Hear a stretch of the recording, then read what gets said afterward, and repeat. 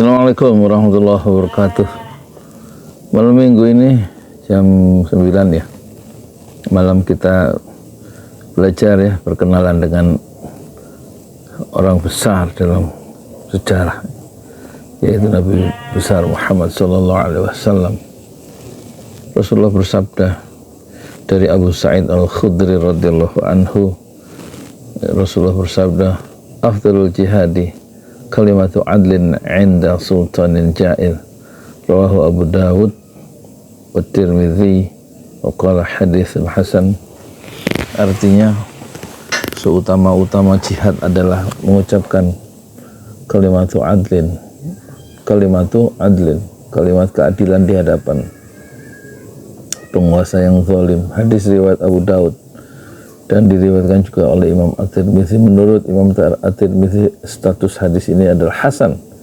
Hadis ini diriwayatkan oleh Imam At-Tirmidzi dalam kitab Fitnah ya. Dan keutamaan jihad, dalam bab keutamaan jihad adalah kalimat keadilan di hadapan penguasa yang menyeleweng. Dan Imam Abu Daud ya, dalam kitab Huru Hara bab perintah dan larangan. Kemudian di sini ada penjelasan kata dari hadis tadi, ada kalimatu adlin. Apa itu maksudnya kalimatu adlin? Yaitu kalimat keadilan. Maksudnya perkataan yang benar. Sementara ada istilah Rasulullah mengatakan jair atau jairun, penguasa yang zalim. Ada 3 mutiara hadis dalam hadis. Afdalul jihad kalimatu adlin 'inda sultanin jair, rawahu Abu Daud wa Tirmidzi wa qala haditsun hasan. 1, hadis itu ada 4. Amar ma'ruf itu termasuk jihad. Jadi amar ma'ruf itu termasuk jihad. Menyuruh penguasa yang zalim untuk kembali yang benar, itu adalah jihad. Seutama-utama jihad malah. Yang kedua, memberikan nasihat kepada penguasa yang zalim ada termasuk jihad yang paling besar.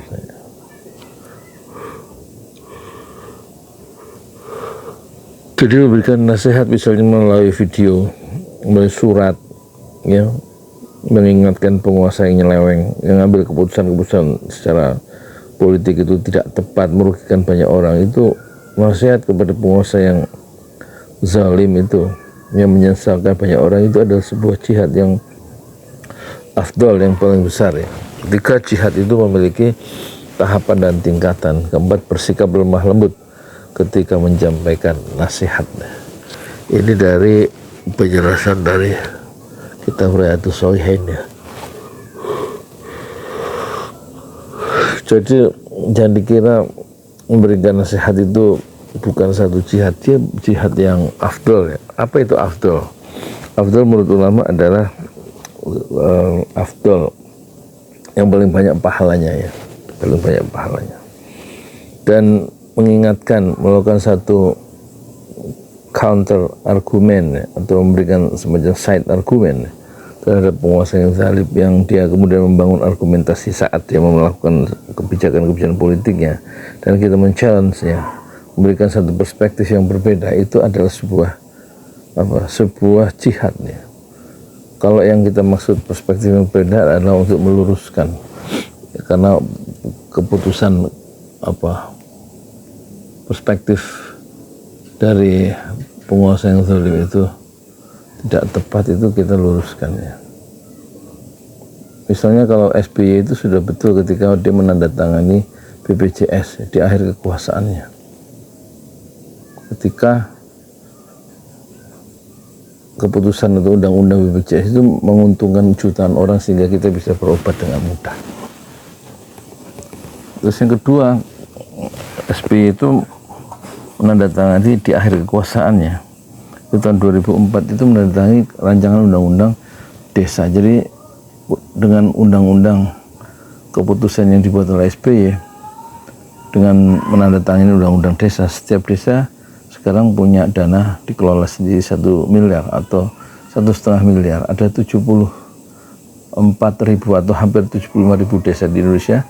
Selama 79 tahun merdeka itu tidak pernah mengelola dana. Sekarang mengelola dana sendiri sekitar ada 700 miliar 1 tahun atau 1 miliar 1 tahun atau 1,5 miliar 100 tahun. Itu satu keputusan politik yang memihak banyak orang dan menguntungkan rakyat banyak. Dan itu berarti tidak perlu diingatkan karena sudah benar. Tapi ada kekuasaan Jokowi misalnya mencoba merevisi undang-undang DPA.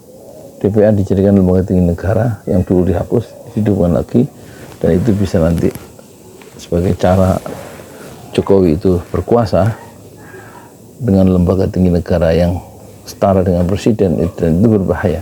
Makanya kemudian dibantah atau diberikan satu perspektif baru, satu challenge, satu nasihat nih lewat YouTube, lewat TV dan lain-lain. Dan itu berarti satu usaha-usaha untuk mengingatkan Presiden Jokowi yang melakukan keputusan tidak tepat dengan undang-undang DPA itu ada sebuah jihad ya. Satu nasihat ya. Sebuah jihad, dan jihadnya itu afdal ya. Karena keputusan presiden yang mulai menyelewengnya. Jadi afdalul jihad ya, kalimatu adlin inda sultanin cair. Seutama-utama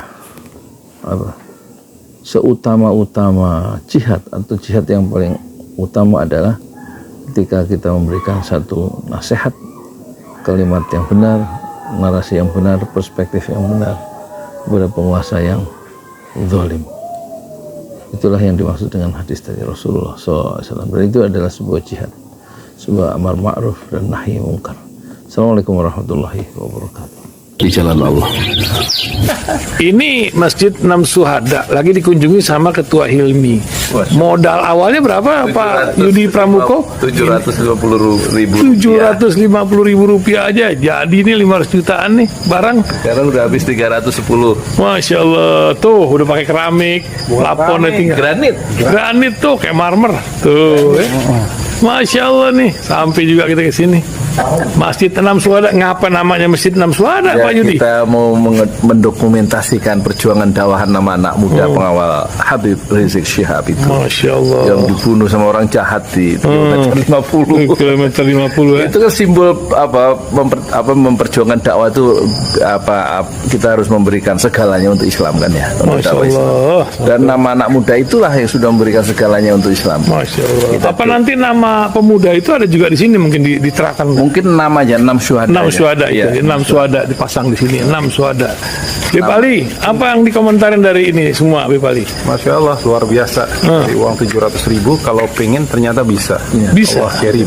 Tuh, bisa. Ya, dengan masuk satu gang kecil, tapi Bapak ini luar biasa. Kecil tuh. Oh, Masya Allah ya. Satu call aja. Masya Allah. Perjuangan Pak Yudi Pramuko, YouTuber sejagat paling tua. Tertua di semesta. Tertua di semesta. Masya Allah. Tukang donat. Tukang donat. Tukang donat dari Paru. Ini saya laporkan dari lapangan ini, langsung dari Masjid Enam Syuhada. Masya Allah. Dan ini dia. Dalam lihat ah. Tuh, lihat tuh masjidnya. Tuh imamnya di situ tuh. Malam-malam lagi kita. Masya Allah. Masih kurang nih. Atapnya katanya transfer aja. Masjid Enam Syuhada sebentar lagi selesai. Dinding lubang angin sebagian sudah terpasang, lantai 2, dan kemudian plafon termasuk lantai bukan keramik, granit 150 dus bersama tiang-tiang yang ada 16 setinggi 4,5 meter. Kemudian finishing terakhir adalah tangga menjebol atap ya, lantai pertama untuk masuk ke lantai 2. Inilah Masjid Enam Syuhada. 2,5 tahun lalu dimulai pada 2 Agustus hari Senin 2021. Tinggal sedikit lagi insya Allah, dan lantainya dari keramik, bukan keramik, granit sudah diresmikan lantai pertama. Lantai kedua lewat sini tangganya jebol untuk masuk ke lantai 2. Inilah Masjid Enam Syuhada yang sangat megah karena dari bahan-bahan pilihan kualitas nomor 1.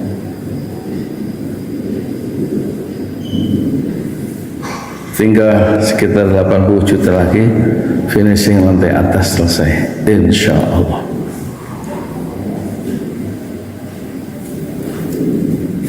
Ya, inilah Masjid Enam Syuhada yang sangat bersejarah, ya, dalam sejarah dakwah Indonesia modern, insya Allah, karena ini dibangun dalam konteks kezaliman rejim penguasa yang sudah membunuh 6 santri dari front pembela Islam, dan kita abadikan pengorbanan dan perjuangan dakwah mereka sehingga kita sebut namanya Masjid Enam Syuhada. Mereka mengawal perjalanan dakwah gurunya Habib Rizik Syihab, dan mereka dicegat oleh orang-orang jahat di kilometer 50. Saya Yudi Pramuko, tukang donat dari Parung Juber, tertua di semesta Fasbir Sabrun Jamil. Bersabarlah dengan kesabaran yang indah. Assalamualaikum warahmatullahi wabarakatuh.